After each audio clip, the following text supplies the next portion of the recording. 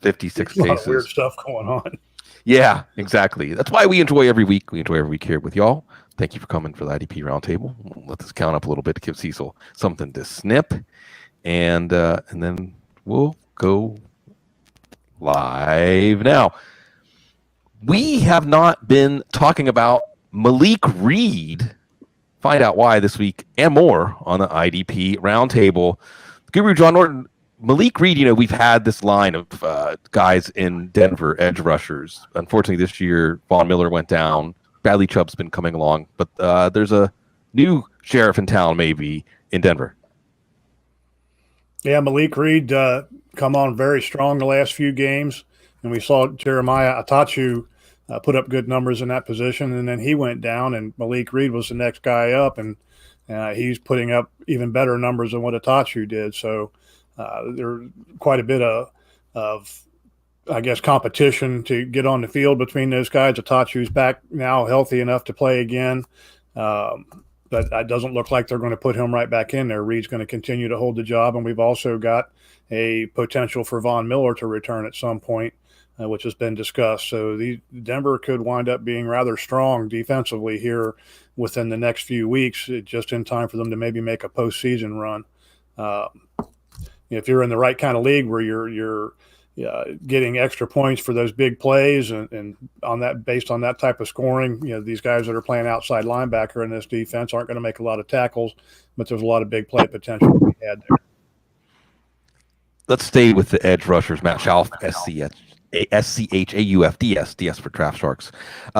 Matt, we've been checking in on Harold Landry. Is that tree bearing some fruit for us? It did finally do so last week. So he had a sack and a half heading into last week, delivered another one against the Bears. That's one of those matchups that can provide for you, and I believe it's been providing more sacks lately. But a season-high 3 quarterback hits for Harold Landry, even though Jadeveon Clowney's now out on the other side, been dealing with the meniscus issue that we just found out about. He might shut it down for the season. I don't know how much that's going to matter. He hasn't been giving us any sacks, has delivered some pressures, but hasn't really been getting home. So Harold Landry has finished just one game all season without a QB hit. Unfortunately, he's got the Colts twice over the next 3 games, does have the Ravens in between. The way that Harold Landry's been, given the hidden production, I think if you have really a sack-friendly scoring system that scores for QB hits and maybe even scores for pressures and it doesn't care as much about tackles, and if Harold Landry is in like an edge category or maybe even counts as a D lineman, then I think he's somebody that you can just kind of stick in your lineup at this point. I don't know how many leagues there are like that out there. I hope there are a lot. I don't encounter that many. So I'm assuming that Harold Landry is not a high-value player for us right now. I would plan on not playing him against the Colts in most leagues. Against the Ravens, though, I think there's more sack upside to that one. That's been a matchup where people have been able to get to Lamar Jackson. So I would think about Harold Landry as an option for that game. Yeah, just kind of a larger IDP issue. We should have IDP scoring and position designations so that guys like Harold Landry matter. So let's all get to work on that, breaking out that edge position. John, let's stay with the edge position. Let's talk about the newest, oldest edge rusher for Arizona with their offense. They're going to set up pass rush opportunities. Can Marcus Golden take advantage of them? I've been beating the drum for Marcus Golden all year. He's been bounced around a little bit, hasn't really gotten much love from the teams that he's played for even. He's had a hard time getting on the field, but it's finally come to shove with all the injuries, and Arizona has no choice but to put him on the field. Plays 56% of the snaps, 2 tackles, 3 assists, and a sack right on cue. The guy can play. Why he's having such a hard time getting on the field, I'm not real sure. But every time he's been on the field consistently, he's put up good numbers. He had double-digit sacks a year or 2 ago. It might have been last year. I'm not sure. I can't really remember if it was last year or not. It's all running together at this point. But, the bottom line here is this guy can get the job done. He's pretty much going to be in that position going forward. They're not going to be getting Chandler Jones back. So we're going to see an awful lot of Marcus Golden in that situation. 56% of the snaps this week. I would not be surprised to see his snap totals climb a little bit. Working across from Hassan Reddick gives them a pair of pretty good quality pass rushers. You're not going to replace Jones, but You've got two pretty good guys that can still keep your defense going there, and I think Arizona's not going to be much worse off for Golden being on the field. Matt, let's go with a few other edge rushers with new teams. Everson Griffin and Carlos Dunlap. Yeah, and by the way, isn't it nice that Hassan Reddick's finally given us some stuff? He's like one of those what used to be the third-year breakout wide receivers where you're like, you wait a couple of years and it's like, where'd that guy go? And then all of a sudden he gets it. He gets into the spot where he needs to be, and he's giving us numbers. So be aware of him. Like you said, Sig, in Detroit, they got Everson Griffin for the first time against the Vikings this past week. He only played 41% of the snaps, did not even open the game on the field. They listed, depending on where you look, they either listed Nick Williams or John Penniceni as the other starting end. Neither of those guys is really a true end. They, along with Danny Shelton, are all over 300 pounds. So their starting D-line was 300-pounders and Romeo Okwara. So that says to me that they thought that might be a way to combat Dalvin Cook. It didn't work. I would imagine that we get a little bit more Everson Griffin this week, especially with Trey Flowers on IR for at least 2 more games. But we'll see. Everson Griffin's been okay. He was all right in Dallas. There were a few games where he gave us a couple of quarterback hits.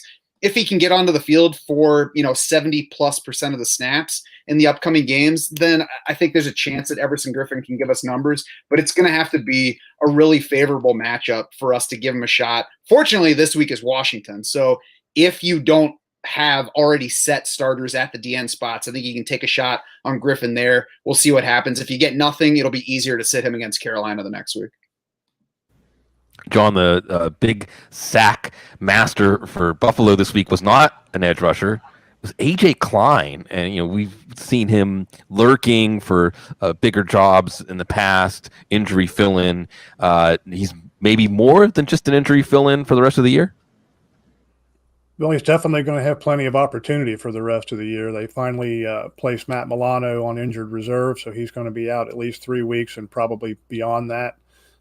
Didn't catch whether he was a potential return, but Milano's been struggling through that pectoral injury that he suffered early in the season. Missed a couple games, wasn't right for a couple games, and they finally tried to play through it, and they finally shut him down. Klein playing virtually full time, put up some pretty good numbers for a couple games. This is a guy that he's capable of doing this. We've seen him do it in the past for short periods of time. He'll string together 2 or 3, 4 games at a time with pretty good numbers, and then he'll kind of vanish again. He's not your typical 3-down linebacker. He struggles a little bit in coverage, but he can get after the passer if they choose to use him on the blitz. So they're doing some things there to kind of disguise his weaknesses and keep him on the field, turning him loose as a pass rusher instead of having him drop in coverage and those type of things to kind of cover some of his weakness. But I think going forward, opportunity is going to be there. As we get deeper into the season and attrition takes away some of our starting linebackers and things get a little thinner and thinner, he's a guy that definitely belongs on a lineup the rest of the way, or on a roster, I should say, the rest of the way. Whether you put him in your lineup every week, he's probably going to be rather matchup based, but the opportunity is going to be there on a defense that tends to be, the stat crew tends to be pretty generous with their tackles and so forth. So, not going to be a top 10 guy by any stretch, but definitely somebody worth putting on the roster at the end of the roster. If you wind up with some injuries or so forth, he can be a decent fill-in for you. Some might argue the difference in the game with those timely sacks against Russell Wilson. It took 4 turnovers to be able to beat him 44-34. We love it when people come and join us in the chat room. Brian Sumner, one of those people often, he's got the IDP question, Matt. Christian Kirksey, that is, Packers might come back. Is he going to be a timeshare with Chris Barnes or Kamal Martin? What do we think about the return of Christian Kirksey? I think that they're probably praying for a return from Christian Kirksey because there has been absolutely nobody taking over full playing time there, whether it's been injuries or just weak performance. There's been no one that we can just count on week to week for production or playing time in Green Bay. So I think as soon as Christian Kirksey returns, he's in there for full time. I hope it's this week. The latest things I've read is that they're hoping it's this week. He's not officially off IR yet. He's in that kind of in between where he's designated to return. They're going to see how he does in practice, but fingers crossed that we have Kirksey. And his first game back, I'm putting him back in the lineup unless I'm strong otherwise at linebacker. Speaking about strong at linebacker, John, it continues to be kind of a revolving door. We talked about in the offseason the Raiders picking up Corey Littleton and Nick Kwiatkowski. Littleton was the guy who came with the rep for IDP scoring. We talked about his fading from prominence earlier this year. What about Nick Kwiatkowski and his rise to prominence lately? Is it going to stick? Yeah, we talked about Kwiatkowski earlier in the season, and it kind of had some mixed emotions about that. The first 2 games that he played after that, he was also injured early in the season, another pectoral thing, missed a couple games, came back and was, again, much like Milano, was not quite right, but unlike Milano, he's managed to be able to stay on the field and play through it. Over the last 3 games, we've started to see his numbers go up. He had 3 tackles and 4 assists one week. Followed that, not this past week, but the week before, 4 tackles, an assist, and a sack. And then finally this past week, 10 tackles and 3 assists, which was a lot more like the kind of numbers we were expecting from him in that position. Still not getting on the field every down, although he did play 98% of the snaps in week 8. Was back down around 78 to 80% this past week. But in the right situation, when he's healthy and right, we expected a lot of production from these guys going into the season, and I think that now that he's finally getting healthy, we might start seeing that come to fruition for us. Kwiatkowski is a guy that I'm targeting to pick up in a couple of leagues this week where he's available, and I think it would probably be a good idea, especially if you have a need at the position, to tuck him away. He got some good matchups coming up as well, and I think that he's just finally getting healthy maybe, or at least there's the potential for that to be the case. He's not going the other way. He's definitely on the upswing, and coming off of 10 tackle games is pretty encouraging. Matt, another moving target at linebacker. And because Brian Flores is in the Bill Belichick mold, it means maybe there isn't going to be a linebacker who is viable consistently for a long stretch. We thought it would be Jerome Baker. What's going on with him? Yeah, so he's been okay for us. He's been giving us numbers, but the playing time with Jerome Baker is something to watch, because for most of the season, he's been about 89% plus. There was one blip earlier in the season where he dipped to 70% playing time, but he rebounded from that, so it looked like just that, a blip at the time. But the past 2 games, he's been down to 79%, 75%. Like I said, he still produced in those 2 games, 12 tackles in the first, 7 tackles in the second. I believe it was 7 solos last week too, so that's particularly helpful for us. So it's not to the point yet where we need to really downgrade Jerome Baker and look at sitting him. But if you are mostly a tackle-driven producer and you're playing that little, relatively little versus what you had been playing before, it's something to start being concerned about, and maybe start sliding behind somebody who is another, LB1, LB2 level producer. He is also a frequent blitzer. He ranks 3rd among all off-ball linebackers in pass rushing attempts so far, according to Pro Football Focus. He's behind only Kyle Van Noy and Alexander Johnson. Van Noy, of course, is his teammate, who's a bit more of an edge off the ball hybrid. So Jerome Baker is a frequent quarterback blitzer. That adds upside to him, even if he settles into this kind of 75 to 80% playing time range. So I guess if Baker's in there, I'm still considering him a mid to low LB2 and probably playing him in most cases, but I'm certainly going to be watching to see if there's any more change to his role in Miami. Speaking of change, John, let's check in on the Steelers inside linebackers. I've got my Steelers shirt on since it's Steelers Bengals week. Robert Spillane or Avery Williamson? Do we have any idea who's going to start next to Vince Williams this week? Yeah, that is a big question that we're going to have to watch this week. And I would not, at this point with this particular matchup, be surprised if both of those guys don't see significant playing time. And I say that because the Bengals tend to throw the ball a lot. They spread the field a lot, and we know that Vince Williams is not particularly good in coverage. So I would not be surprised to see Spillane and Williamson both on the field together, because they're both quality coverage linebackers. As far as one of those guys taking the position, we assumed when they traded for Avery Williamson that he was going to step in and be the starter. But I think they've been pleasantly surprised with how well Spillane has played for the last 2 or 3 weeks. So he had a little bit of an audition there. We're still going to have to wait and see if that was enough to convince them to keep him in some sort of a role, keep him on the field some. I think the best move for this week is probably going to be to sit all of these guys, all 3 of their inside linebackers, until we get a better view of what's actually going to happen going forward. as soon as you do that, one of the guys is going to go off and have a big week. But it's just quite a bit of risk, especially if you're in one of those tight races going down to the home stretch here, and you need to make every week count. I wouldn't be risking a guy that may or may not get enough snaps to have a significant impact. Yeah, for me, Vince Williams is the top Steelers inside linebacker to play this week because he's got the blitzing on his side in this positive pass rushing matchup. But I agree. I think there's a chance we just get like 60 to 75% playing time from all three of these guys going forward, and it just frustrates us. Speaking of frustration, Matt, Chargers linebackers. We're almost never talking about them for a good reason. Why are we talking about them this week? Sigmund, I've had my kids at home each of the past 3 days. I don't want to talk about other frustrating situations. So many mouths to feed.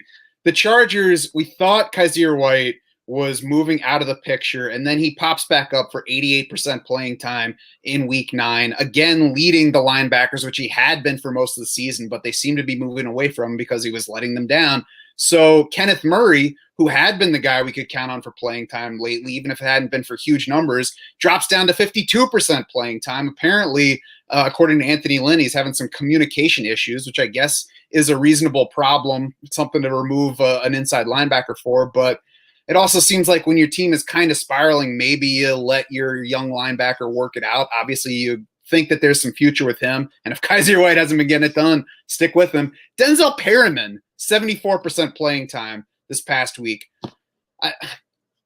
I didn't know that the Chargers wanted Denzel Perryman to still be a thing for them. I thought that he was basically an insurance policy in case somebody went down, but I guess things are that bad for them inside in the defense. So at this point, I don't know who's going to lead the Chargers linebackers in playing time next week, this week.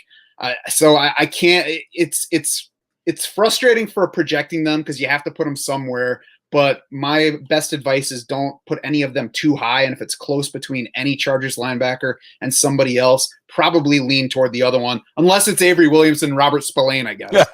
Right. John, you know something about that. And also feel free to chime in on the Chargers, but also Washington. Maybe we have somebody emerging out of the pack in the Washington inside linebacker group.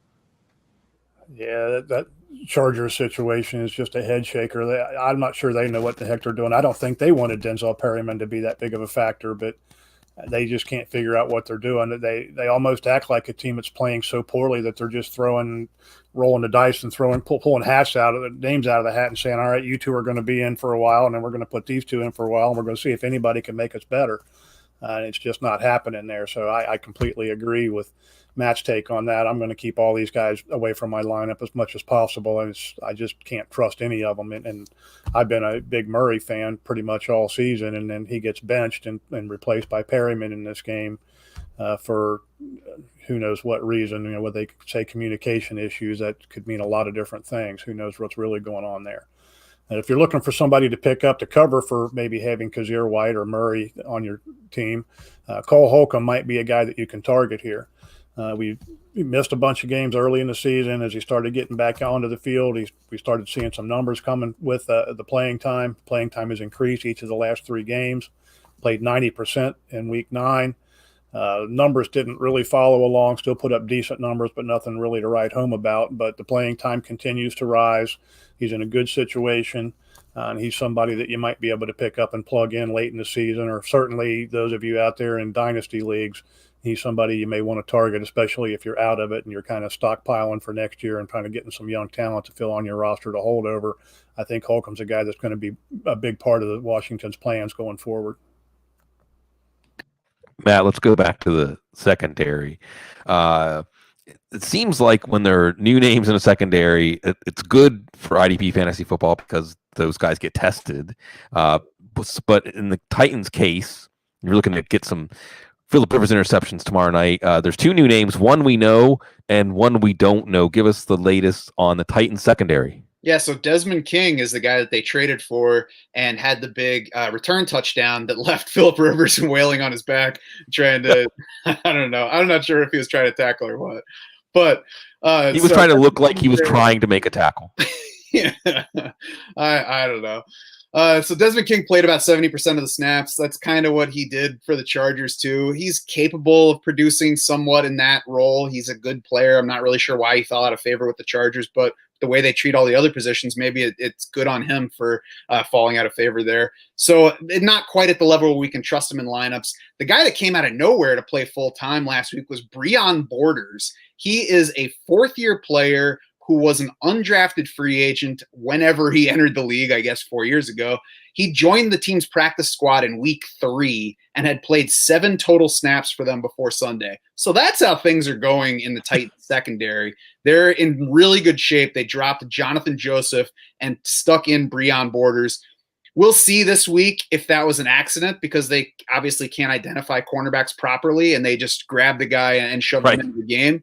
I can't say for sure that Breon Borders is going to play every snap coming up, but I can say that if Breon Borders is in the game in a favorable matchup for defensive backs, which the Colts aren't particularly, I would think he would be a solid IDP target, because I know if I'm game planning against the Titans, who have struggled to defend the pass all year, and I can choose between Malcolm Butler, who's okay, and Breon Borders, who I've never heard of before, I'm probably going to challenge him. Yeah, speaking of players we never heard of before, John, in Washington with Landon Collins out, sometimes it's just as simple as the role. Who is occupying Landon Collins' role, and how are they doing? Cameron Curl is a name you want to have at the end of your fingertips here for this week. Now, I talked about this guy in my column last week. I know I had him on my list. I can't remember if I got to him on the show last week or not, but I had him on my list of things to potentially talk about.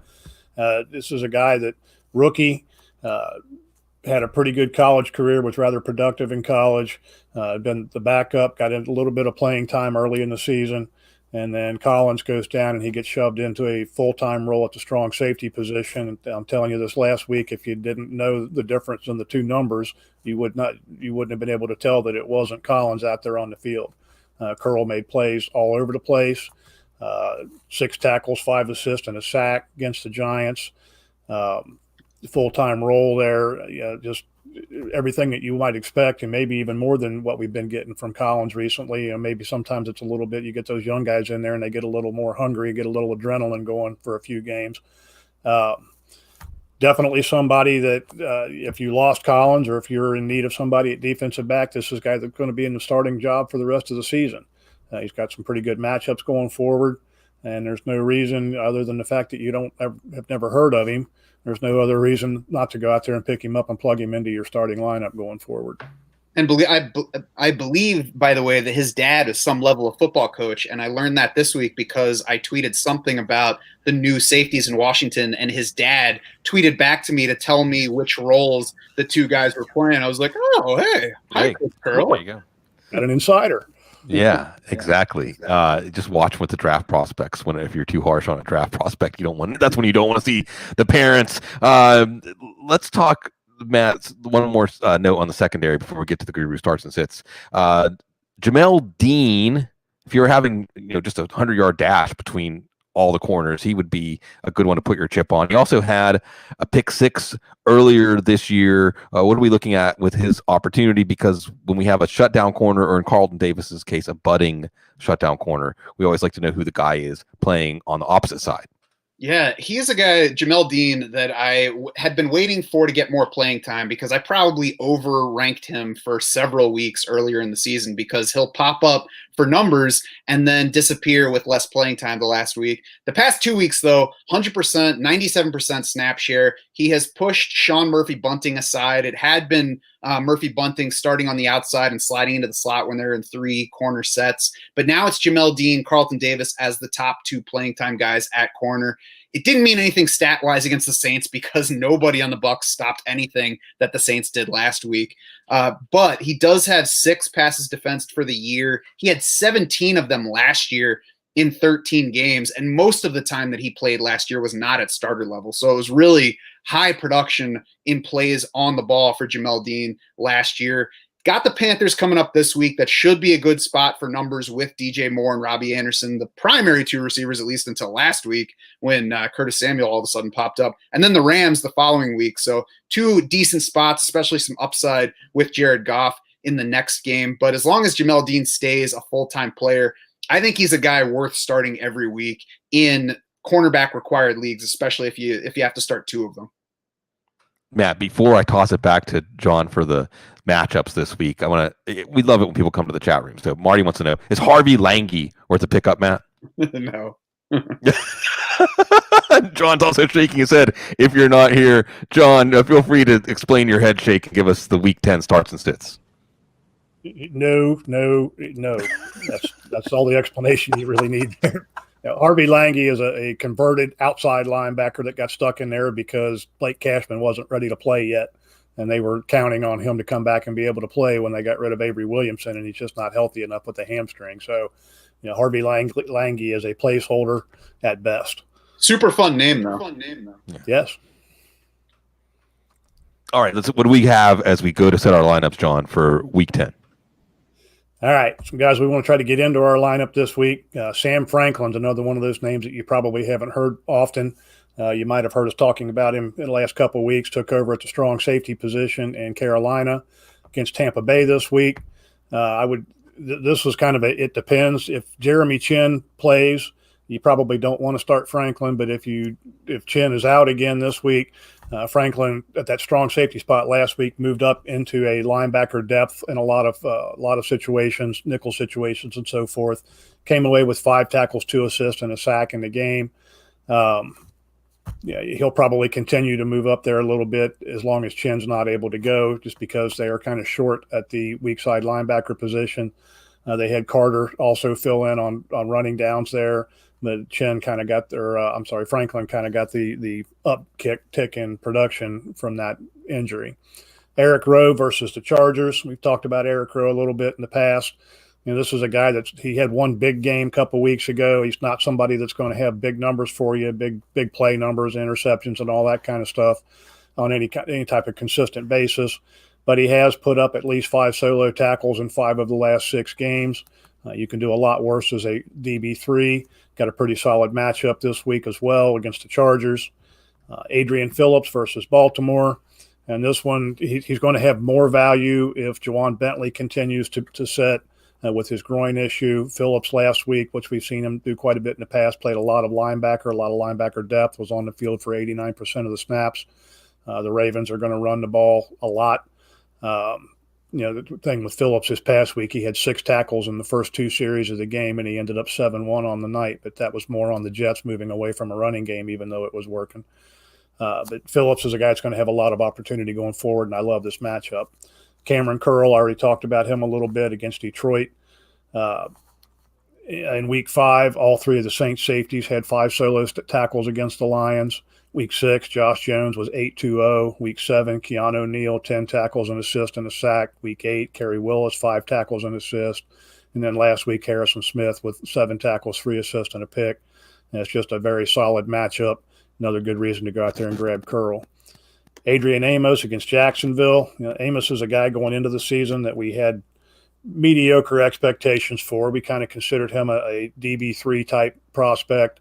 Was absolutely terrible early in the season. They were playing him deep a lot, wasn't getting up into the box very much. You very rarely saw him around the ball. Since they've been struggling with the linebacker situation, they started moving him back up into the play a little bit more often over the last 3 games. He's had pretty solid numbers. I think that speaks volumes about their linebacker situation more so really than anything with him as far as play goes. But he's getting that opportunity up in the box. Providing that Kirksey is not back on the field this week, Jacksonville's a solid matchup. I think Amos stays up in that role and gets a lot more opportunity. James Bradbury against the Eagles. Washington would not throw at him at all last week. He had 0 stats. It didn't matter who he covered. The first half of the game, he was covering Terry McLaurin. They didn't throw the ball to McLaurin, so they moved him in the second half of the game, started moving him around, putting him on some other people. And Washington also started moving McLaurin around to get him open, and he started making some catches. But Bradbury's been a very good player, very productive when people do throw at him. And we know that Carson Wentz has no fear. He'll throw an interception to anybody. So I like Bradbury's chances of coming up with some big numbers this week. Kwiatkowski against Denver. Already talked about him a little bit, player on the rise. Jawan Bentley, if he is available this week against Baltimore, that's a great matchup. But keep an eye on his practice late in the week with that groin injury. Not sure if he's going to get back on the field or not. Dre Greenlaw against the Saints. We've already talked about that. Greenlaw has moved into that full-time role now next to Fred Warner. He's an every down guy, and the Saints may well be the best matchup in the game for linebackers at this point. Over their last 5 games, we've seen 8 linebackers record at least 6 solo stops against them. Romeo Okwara, another guy we've talked about a little bit. He was the only player on the defensive line to play more than 50% of the snaps for the Lions this week. He played almost 92%. The football team in Washington has averaged allowing 3.6 sacks per game over the last 4 weeks. Okwara is going to be the guy that is able to take advantage of that. I like Afiade Odinegbo and maybe even DJ Wanham against the Bears. The Bears have allowed 12 sacks over the last 4 games, and the Young's Vikings defense is starting to play a lot better of late. I think both of these guys could get to the quarterback. Some guys I'm going to get out of my lineup. We've already talked about the Chargers linebacker situation. I'm definitely not starting Kenneth Murray or anybody else in a Chargers uniform at linebacker this week against the Dolphins. The matchup is not good with Myles Gaskins hurt, and we honestly have no idea who's going to get the opportunity there anyway. Taylor Rapp might want to set him this week, or at least keep a close eye on the situation there with the Rams. Jordan Fuller was activated this week from IR. He's not been put on the active roster yet, but if he gets back in the lineup, he was a starter before the injury. The team has come out and said early in the season that he is their starter. Don't know how quickly they're going to try to get him back on the field after he's missed a few weeks, but there's a possibility if he is active that he's going to take over that job, or at least take a chunk out of that job, and Taylor Rapp's not going to get his same amount of snaps that he's been getting. Either one of these guys is going to put up good numbers if they're playing full-time, but we just don't know who's going to wind up being there this week. Touched on the Vince Williams thing a little bit. I kind of agree with Matt. All 3 of these guys are likely to have 60 to 70% of the snaps, and none of them are likely to put up really good numbers in this one. But I'm going to try to avoid that situation. But I just have a fear that Williams is not going to get it done for us. Justin Reed against Cleveland, if Nick Chubb is out. If Nick Chubb is back in the game, which he was also called up this week or has been designated to return, if he's back on the field, that changes this matchup completely. But with Hunt running the ball, they're still moving the ball, but they have not been the same type of matchup for defensive backs, and nobody has put up more than 4 solo tackles against Cleveland in their last several games. Denico Autry, Justin Houston, and DeForest Buckner versus Tennessee. If you're setting on Buckner, it's kind of hard to set him out of a game, but the Titans are allowing about 1.5 sacks per game since week 4, and they've not given up a single sack to an interior lineman all season. He might have decent tackle numbers, and he could be the guy that breaks that string. He's a darn good player. It's hard to pull him out of your lineup, but be aware that you're maybe have the card stacked against you this week if you're starting Buckner. Hey, Sig, one quick update on something that we mentioned with the Titans corners that I forgot to bring up. They did activate Adoree Jackson today, but they said he's not going to play against the Colts. So I think it's Breon Borders for one more game, and then probably Jackson back in the lineup after that if he's ready.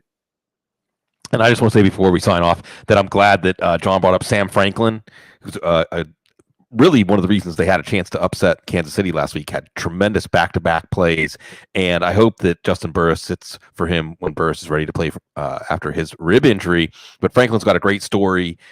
Really had to have his whole community behind him, worked odd jobs to raise money so he could have a chance to play college football, and played for Matt Rule and Phil Snow at Temple for a year. So I don't know if he would have gotten a chance if Matt Rule wasn't an NFL head coach now. And absolutely, he's somebody you should be watching out for in your deep dynasty leagues. My favorite kind of leagues, IDP fantasy football. I know your favorites also, folks. Thanks always for joining us, for giving us the opportunity. Again, SCHAUFDS Draft Sharks, lots of great stuff there. Check out the other podcasts that Matt does for them.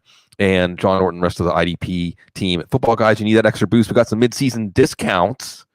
Check it out. We'll always be here for free for you, recording live on Wednesday nights and getting into your ears whenever you download it. So thank you, folks, for doing that, as always. And we like serving you the best because you're so very classy.